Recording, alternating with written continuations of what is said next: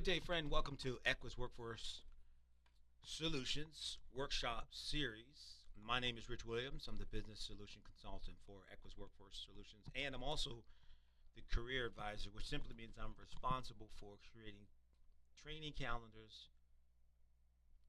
training content, and information for our customers. Today, we want to talk about workplace etiquette. Talk a little bit about what workplace etiquette is, talk a little bit about how you show up, and get into some polite greetings and potentially how to handle conflict in the workplace. So, professional behavior, it means a couple different things, a couple different people.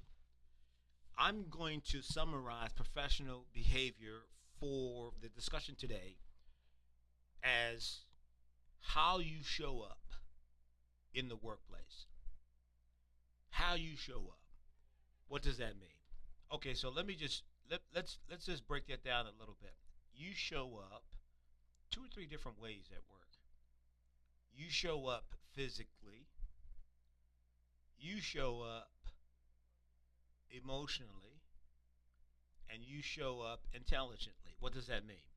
Physically means I'm there. I recommend that if you start at 10 a.m., build the habit of showing up at 9:45 a.m. at the least. That's showing up physically. How do I show up mentally? Showing up mentally is that I got to debrief myself prior to the workplace. Whatever happened prior to me getting to work, I got to debrief it. I have to unpack it. I have to keep it outside of the workplace because how you think matters. How you show up matters. Some people show up and maybe they had a challenging conversation with a family member or friend. And that challenging conversation spills over into the workplace.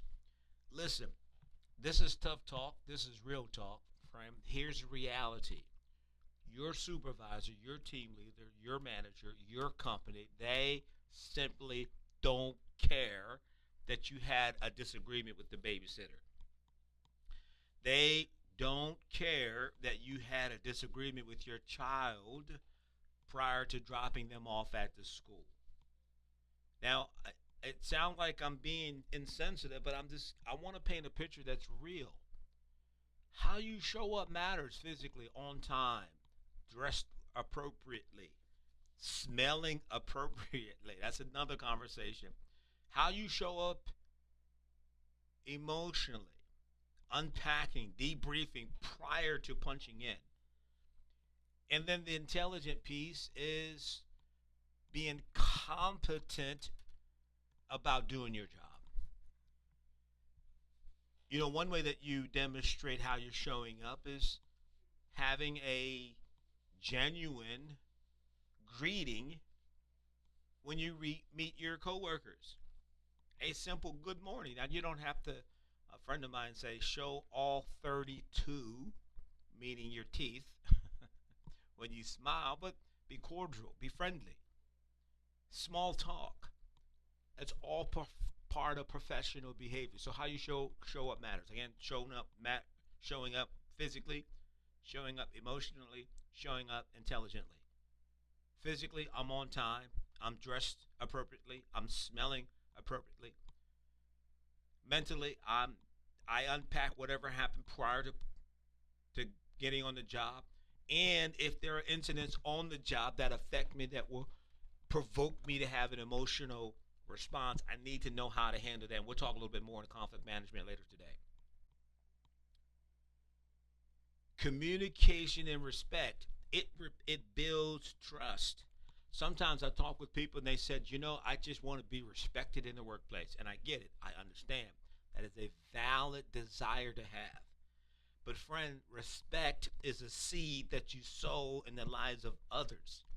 Respect is a seed that you sow in the life of others that will grow up and bring back the fruit of respect into your life.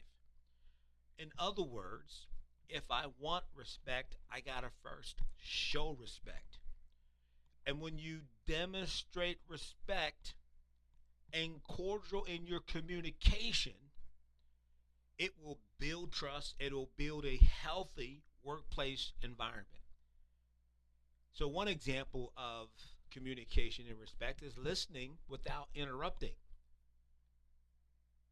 Do you listen without interrupted?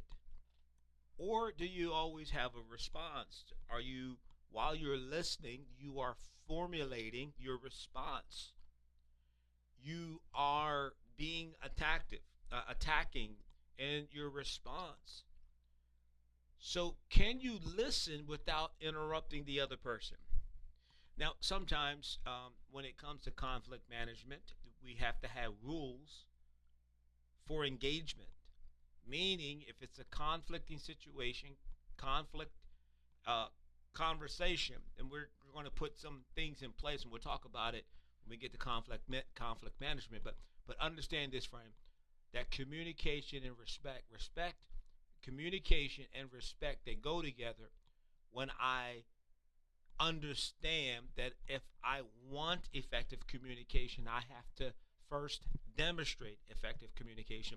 If I want respect, I have to first sow the seed of respect in the workplace and in life. Not just the workplace, but in life as well. So, how you show up matters. Professional presence, right? I touched on this. Your attitude, your reliability, and consistency shapes perception. What do I mean by reliability? Do you frequently come to work late? Do you frequently call in? Unexpectedly, you take off. Unexpectedly, you call or text your boss and say, hey, I'm going to be 10 or 15 minutes late. Do you do that consistently? Friend, if you do, understand that you are shaping a perception about yourself. You are giving people permission to judge you as an unreliable and inconsistent person when you do that. All right, so let's just workshop that for a minute. Let's workshop that for a minute. What does that mean? Workshop that for a minute. I want you to look at the past 2 or 3 jobs that you have worked. The past 2 or 3 jobs that you have worked. And the past 2 or 3 jobs that you have worked, when you left those jobs, what was the reason for you leaving those jobs? I just, we're just unpacking this for a moment. I want you to go back the past 2, 3, or 4 places that you worked.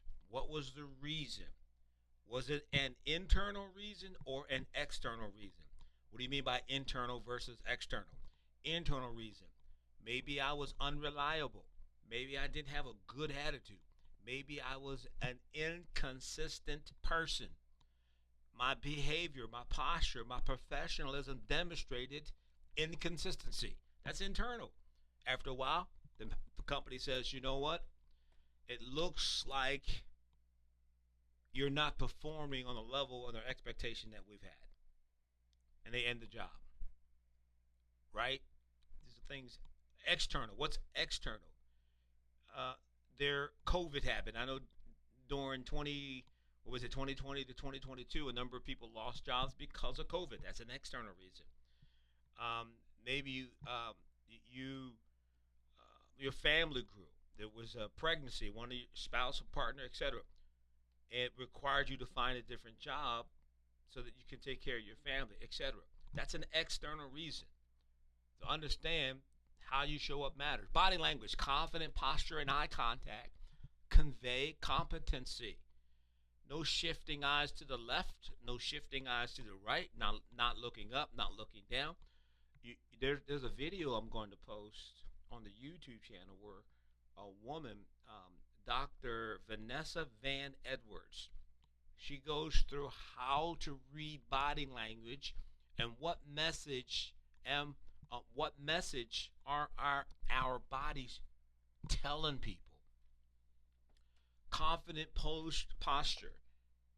My grandmother used to tell me, my mom used to tell me, Stop slouching. Sit up straight. In school back in the day, I don't know if they do it now, but back in my day in school, man, the teacher would say, sit up straight. Stop slouching. Sit up straight. Body language, confident posture, eye contact convey that I'm a competent, consistent employee. And preparedness, arriving ready for meetings and tasks shows respect for others' time. This is one of my personal pet peeves. I don't know if I should share a pet peeve when it's a training to help you. I'm going to share it anyways. Is when a meeting is supposed to start at 10 a.m., but the person who's leading the meeting will say something like, I'm just going to wait a few minutes for some stragglers, or I'm going to wait a few minutes for those people that are running late, a little behind. So I'm going to wait to start the meeting. So to me, when you wait for people that are coming late, two things happen to me psychologically. Number one, you're punishing those who were on time. Number two, you're rewarding those that are demonstrating the late behavior. So when I said at the beginning, how you show up matters, your behavior, your intelligence, right? Your attitude, showing up physically. This is part of that process. Arriving ready for meetings, tasks, shows respect for other people's time. That's the third thing that happens if people say, look, I know we're supposed to start at 10. I'm going to wait a couple of minutes for a couple of people, for those who are running late. Not only are you rewarding late behavior, not only are you punishing me for being on time, the third thing is you're allowing others to disrespect your time. Right? Communication is key. Active listening without interrupting, it builds trust and clarity. Sometimes you got to have rules. Sometimes you're going to let the person, okay, they get this talk, and you ask appropriate questions along the way. Don't be thinking about your response while the person is listening. Active listening is listening without interrupting. Active listening is nodding your head appropriately throughout the conversation. Have a clear expressions. Work on. My grandmother used to say, and I don't know if any of you can relate with some of these anecdotal things that I share. My grandmother would say, "Fix your face." Right? Clear expression. Use concise, respectful language. Tone awareness. Match tone to the situation. Professional yet approachable. Listen, I've been in a situation professionally where the supervisor absolutely was disrespectful in his tone and his approach with me. In the midst of other people saw it. And I will never forget one time where that happened, and there was co-workers around. They were like, oh man. And I was a younger man then. This is back in the early start of my career. And I'm working in a manufacturing environment, so people were like, "Oh wow," they're waiting to see what is Rich going to do? How is he going to respond to this? Supervisor said what he had to say. It was all done. I said, "Okay, thank you." And then I went into the office, quietly walked into the office, and I said, "Sir, can I have a couple of minutes of your time?" He said, "Sure." We went into his office. I closed the door, and I was able to say, and it wasn't, I'm going to turn up and, you can't see me, there's no camera, but, you're shaking your head's going back and forth, your arms are flailing, arms are, swirling around. And no, no, no. I said, "Sir, listen, no, I'm a professional, you're a professional." And I very calmly communicated that was unprofessional. I would never talk to you like that. And I would highly appreciate that you never do that again. Tone awareness. Match the tone for the situation, but professional yet approachable. So when someone is speaking, focus fully on the words. Avoid, and I said this earlier, planning your response until they're finished. People not only want to be heard, but they want to be understood. And when you embrace that, you will find, friend, that you would have more positive interactions with coworkers. You'll have more positive interaction with family members. You'll have more positive interaction with friends.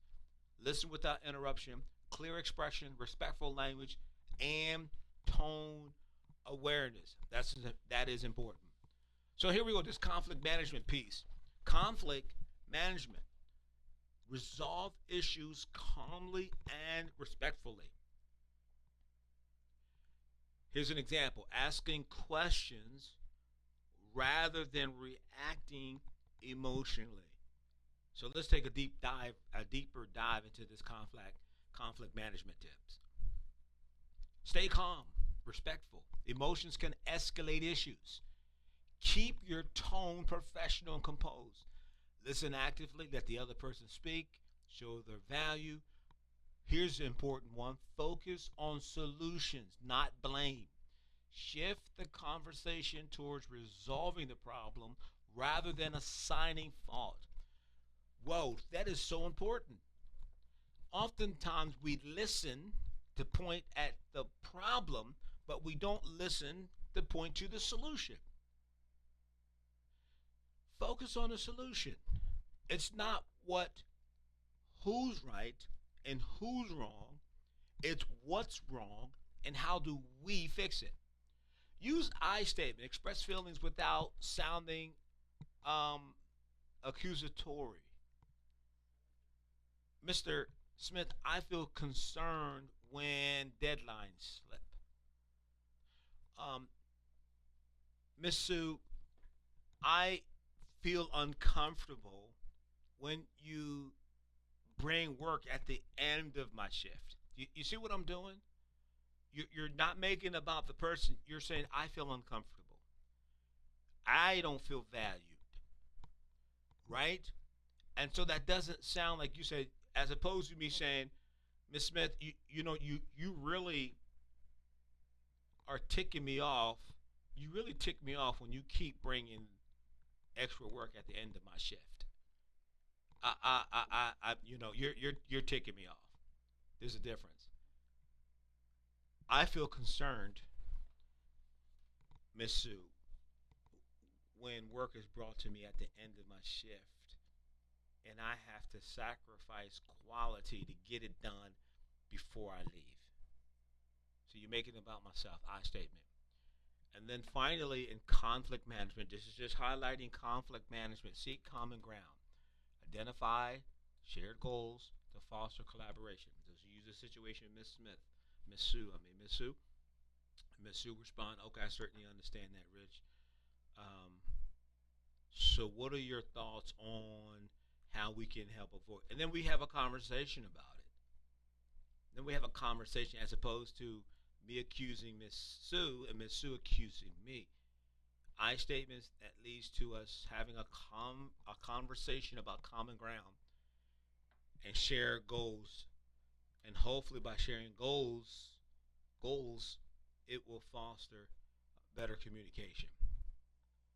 Instead of snapping when someone misses the deadline, why can't you ever get things done on time? Ask a question. Can you help me understand what delayed the task so we can fix it going forward? Does that make sense? That's so beautiful. When you receive criticism you didn't expect, here's the emotional response. That's not fair. I worked hard on this. Or you could ask a question. Can you share what specific parts you think need improvement? Do you see how disarming that is? When someone tones feel disrespectful, don't talk to me like that. Did you hear the way I did that in my voice? Ask a question. Is everything okay? I noticed your tone changed. Did I miss something? You know, that right there is such a powerful emotional cue to shift the conversation. I've learned to ask a question similar to that in business.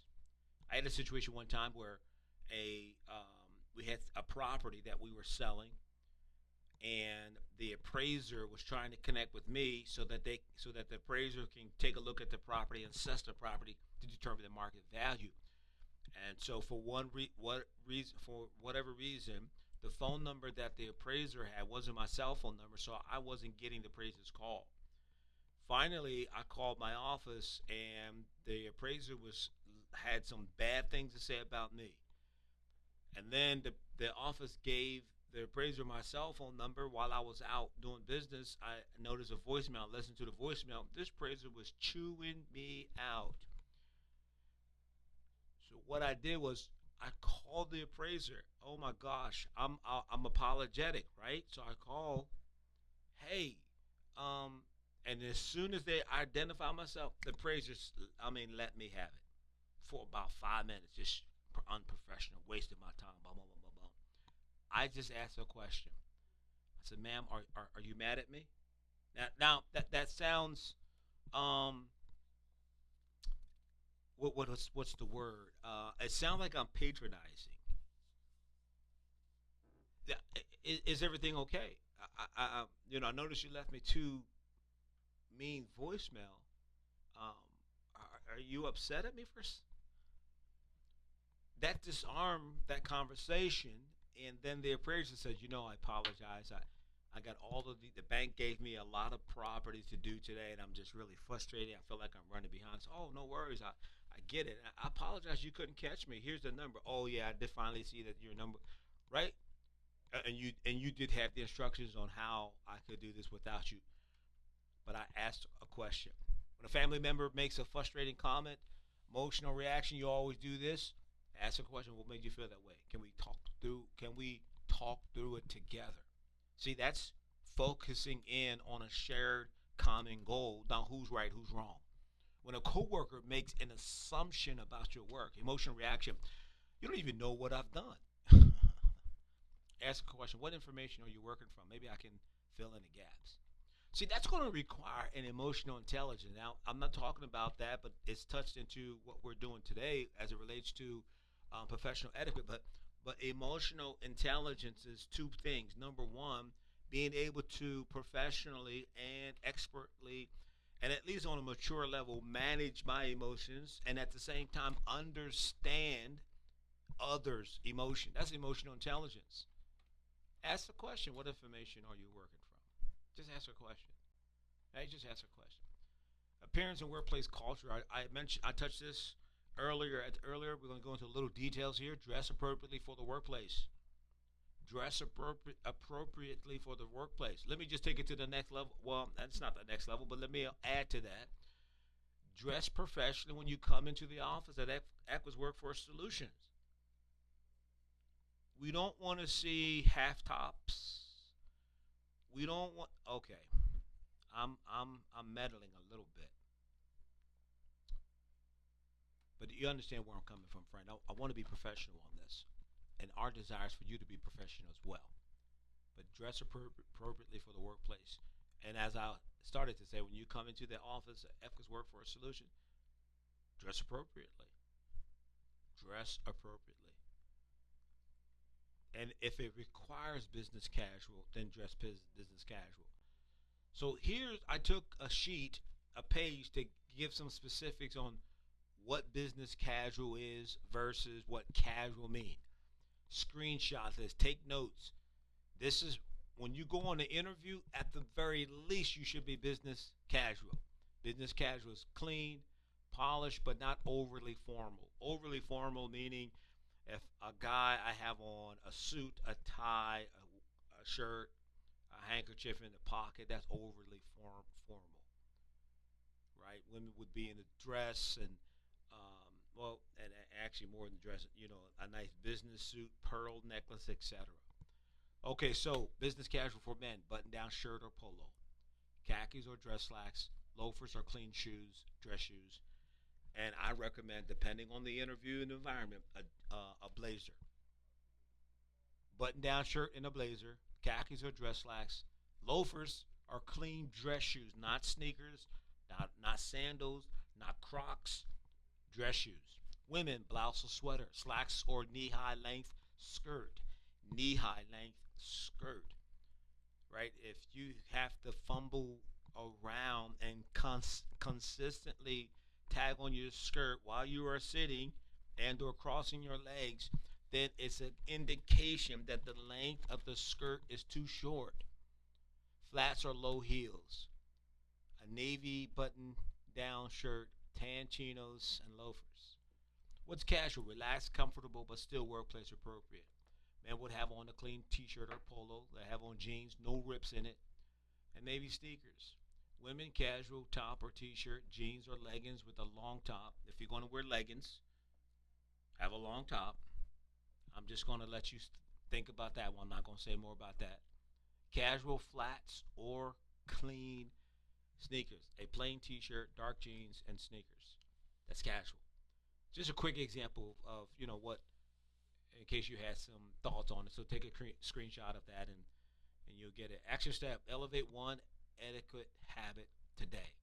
Choose one etiquette area to improve, whether it's communication or asking the questions, or maybe it's showing up on time, or maybe it's learning the process of whatever has happened prior to me getting to work. I'm going to leave that outside of the door. And then one example is proofreading emails before you send them. But all of this is part of showing up, because how you show up matters. And since you did show up, how you perform, how you present yourself, that matters. So thank you for participating in today's class. Please make sure that you take this short quiz that follows this sessions, and we look forward to seeing you at the next class.